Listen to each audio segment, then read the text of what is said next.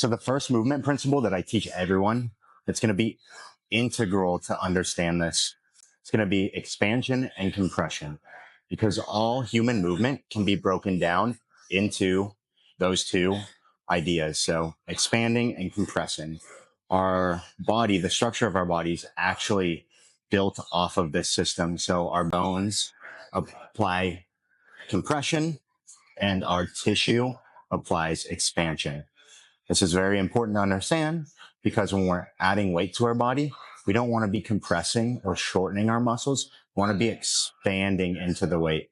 If I'm adding load to my body and I'm compressing, I'm just teaching myself that weight is too heavy for me. We're not going to like the adaptation. So you might get a little bit stronger, but over time, your body's not going to feel great. So first way we start practicing this is going to be with some breath work. We're just going to lie on our back. You're going to take in five deep breaths in through the nose. And then you're going to let your air out. When you let your air out, just let everything go nice and relaxed. Over those 5 breaths, I really want you thinking about where your body pressurizes, where your air travels to your body. So 5 breaths. You'll see when I breathe in, my body expands. I've gotten pretty good at this over time. I can feel it in the back of my rib cage. I can feel it in my chest.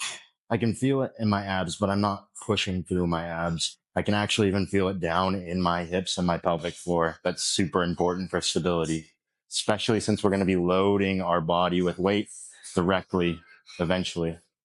Then I breathe out, let all that pressure go evenly. Then I'm compressed. I'm just sitting on my bone structure here. Deep breath in. And now I have my tissue and it's systemic. Okay?